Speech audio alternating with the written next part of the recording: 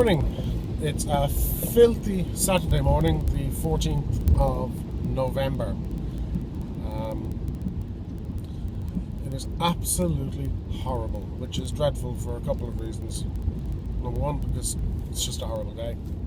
Number two, because two fellow EV owners, Jan Bart and Guillaume, are travelling today from Mizenhead to Mallinhead and back to Mizenhead, hopefully within 24 hours, non-stop, as opposed to the way that I did it, incorporating the eastern point and the western point, over a couple of days. I was very lucky. For those of you who looked at the previous video, you'll know that the weather was extremely kind, considering it was October. You know, it was a bit of rain for one part of the journey, and the rest of it was absolutely fine and clear and no problems whatsoever. But today it is wet, cold, well, coldish I suppose. It's not too windy today, which is fortunate for them, because wind is the enemy of an EV owner, an EV driver. If it's a headwind, it can really affect your consumption of electricity. So anyway, I'm just picking up some fuel for the fire at home at the moment in Newbridge, County Kildare, and I'm heading home now. And then in a couple of hours I'm heading out to hopefully meet up with the guys at one of their stops, which is about 3/4 of an hour away from where I live. It's Ballacolla, Junction 3 and the M8, also known as Manorstone Service Station. So I said I'd meet up with them there, have a cup of coffee while they're charging. Sorry, that was the old reliable, the cattle grid, which you'll remember from the last video as well, I guess. So yeah, we're going to meet up for a cup of coffee and a chat, see how they're getting on, and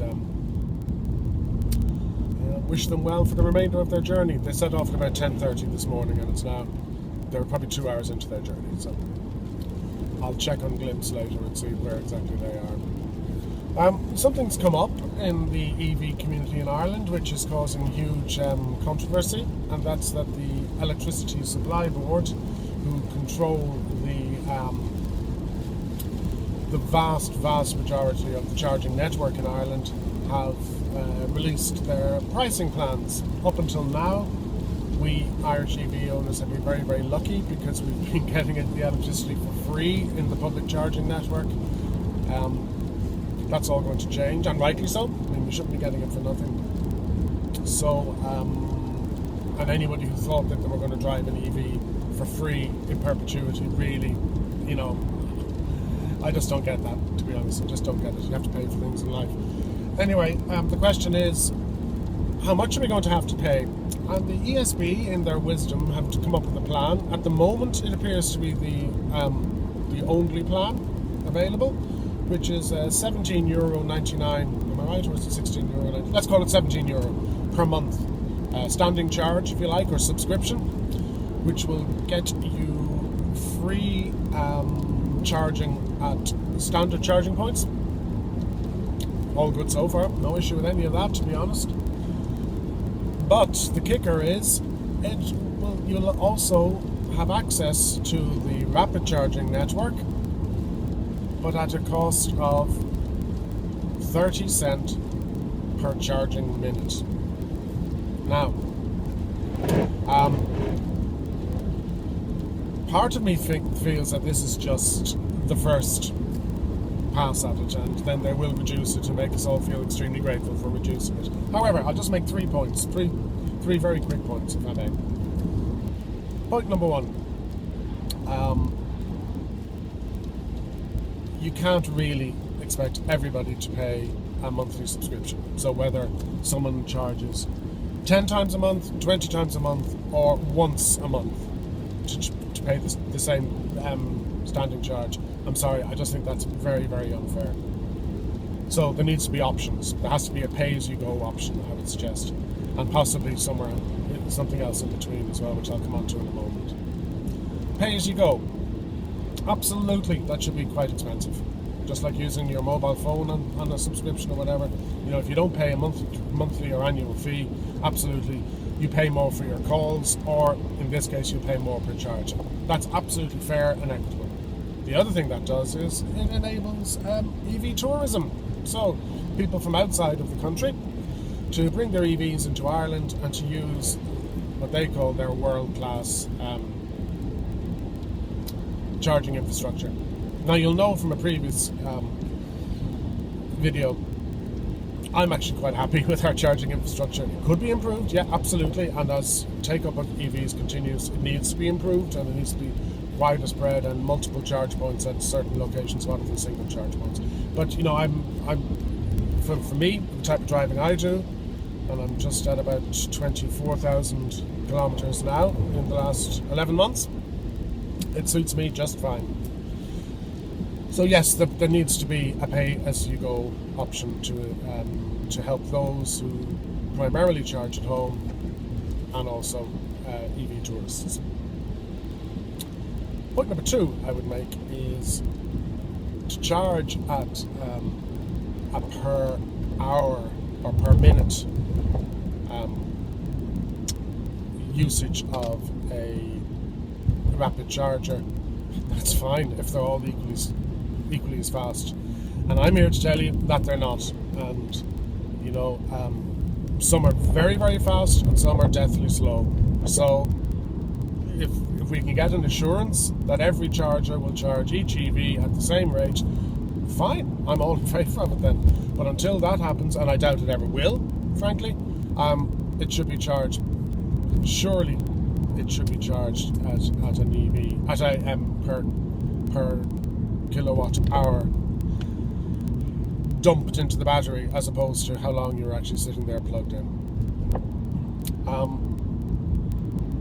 The third thing I would say is there needs to be something for the heavy user as well. So whether that's an increased subscription and free access, or whether that's an increased subscription and much, much cheaper access, there has to be something for the heavy user, because if not, this wonderful car I'm driving now has a range of 125, 130 kilometers, no problem, no matter what the weather conditions. But if not, the EV then, what the ESB are saying is that from an Irish perspective, EVs are for short city commuting only. And I'm sorry, they're not. So that's my 2 pence worth. I hope common sense prevails. I don't mean to beat up on Ireland too much, but it isn't unusual. You know, somebody comes out with a crazy proposal, which in time gets dialed back into something which meets user acceptance. And to be honest, I expect something similar to happen here. I'm extremely grateful for the free electricity I've had up until now, but I think, like everybody else, I fully expect and I should pay for my electricity from the public charging network. The only question is it going to be fair and is it going to be equitable? So ESB, over to you. Okay. Christmas is coming. Well, about 7 weeks away or something like that, 6 weeks away, something. And look at the queues to go shopping in Kildare Village Outlet Centre, which is absolutely packed and is now backing up onto the motorway. I guess the recession's over, folks. Okay, I'm on my way now. It's a little bit later, and I'm on my way to meet up with Jan Bart and EM in Junction 3, M7. So or M8, excuse me. So I'm on the M7 at the moment. I'm going to stay on it for a little while just to make up a little bit of time in case the guys are early. Just occurred to me, one of the things online that I've noticed a lot recently is some people complaining about the efficacy or otherwise of the heater, and more pertinently the demister. Now, in the early stages of EV motoring,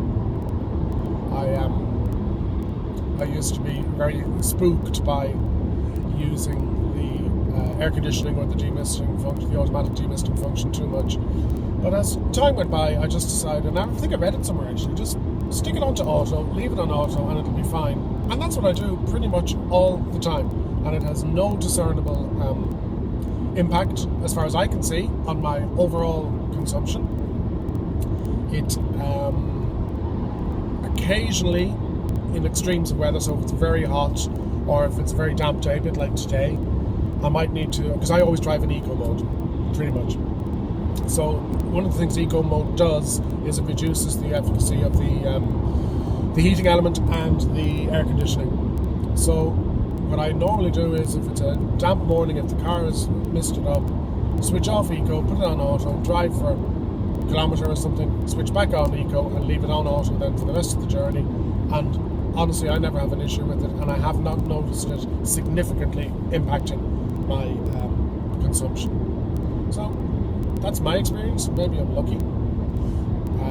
I know when the Gen 1 leaves, in other words the ones built in Japan, the heating was much less sorry, I've just spotted another leaf in the motorway. The heater was much less effective and did drain the battery much more, but in the Gen 1.5 or Gen 2, whichever you wish to refer to this as, for me,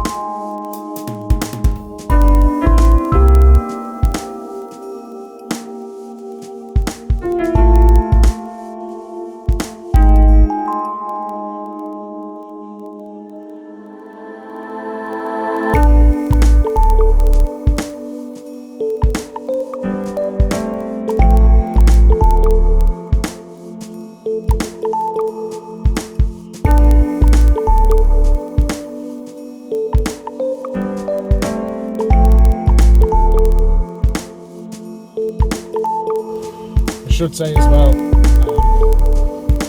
hope the lads are okay, because it's now dark, getting colder, and the wind seems to be could be a long old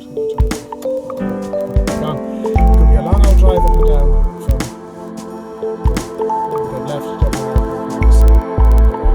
So could be a long drive up and down until dawn breaks.